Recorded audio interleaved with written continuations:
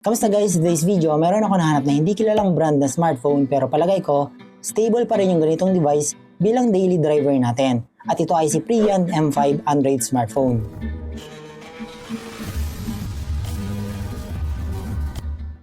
Naka-clearance sale ito sa Lazada guys at ang available na capacity nito ay 8128. Sa colors naman ay merong itim at asul ang available na kulay dito. Buksan na natin ito guys para ma-check ang kompletong specs niya. Lately ko lang nalaman guys itong ganitong brand ng Freean dahil hindi siya ganun popular katulad ng mga transyon na brands. At itong si Freean M5 natin ay tinatawag din na Chinoe M5. Makakasama niya sa package ay user's manual, clear case na jelly type, AC charger na 18 watts ang power, SIM ejector pin at USB Type-C cable.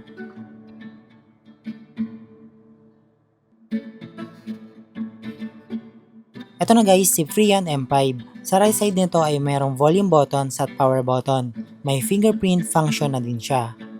Sa left side ay SIM card SD card slot. 2 SIM ang pwede dyan guys, or 1 SIM at isang micro SD. Sa taas ay walang mga port start button. At sa baba naman ay 3.5mm jack, microphone, Type-C port at yung speaker ng phone. Sa likod naman guys ay triple camera na may 50 megapixel main camera, ultra wide angle camera at macro lens niya, and syempre yung flashlight ng phone natin. Plastic material naman yung back panel ng phone natin, makinis na may pagka mirror glass yung itsura niya. Okay na tayo sa parts ng phone natin guys, start na natin yung Android para ma-check ang buong specs, camera test at pati na rin sa mga games. Sa initial setup nito guys, out from the box, dahil siguro matagal na stock itong unit ay 0% yung battery niya. I-charge nyo na lang muna siya at ito na si Freean M5 natin, nag-start na at na-setup ko na din.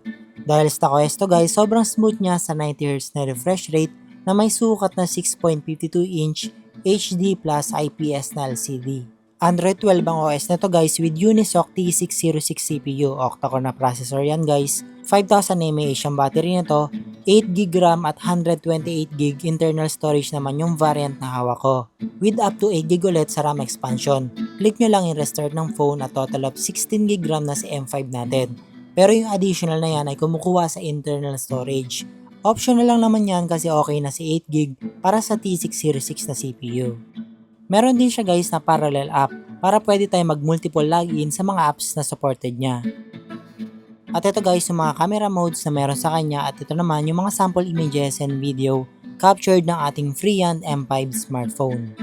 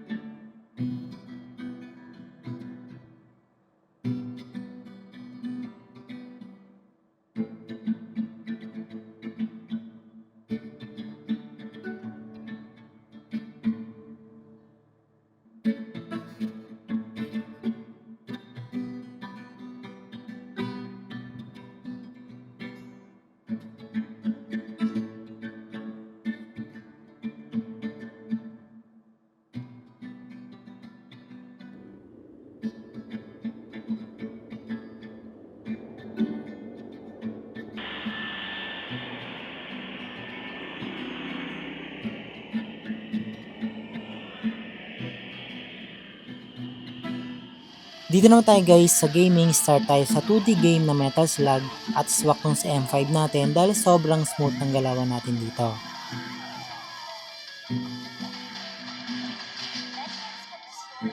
Next naman ay sa Mobile Legends at smooth din siya sa medium HD setting na may high frame rate kaya okay na to pang rank games natin.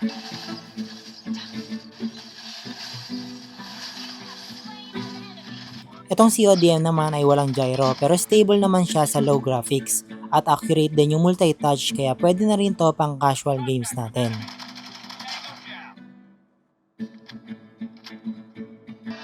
Sa Diablo Immortal naman ay low graphics ka lang din para stable sa phone natin kasi medyo umiinit siya kapag tinaasan pa natin.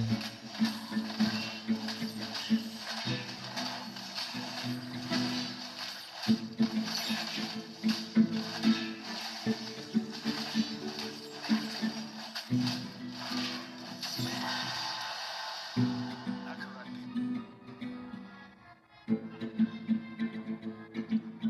last na game sa RPG natin ay itong HSR at balance na siya sa low graphics din para malaro natin siya ng maayos.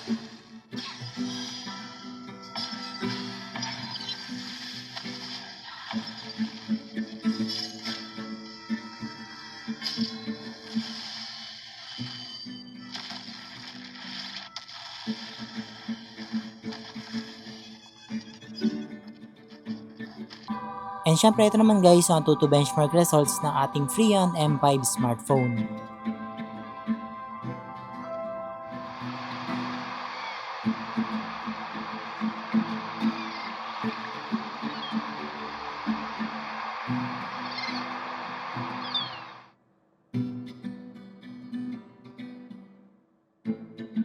Conclusion natin guys, para sa price nito lalo na naka-promo sale, panalo ka na sa ganitong device at pwede na rin to sa mahilig mag-picture-picture dahil bihira na lang may triple camera na may ganitong separate na lenses para sa price range nito. Isang downside lang nito guys ay hindi upgradable yung operating system nito, pero stable pa rin naman yung software na meron dito.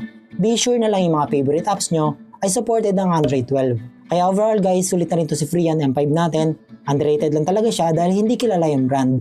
And salamat guys sa panonood. Huwag kalimutan mag-sub, like, follow para mapanood nyo agad susunod na unboxing ng mga Freon smartphones.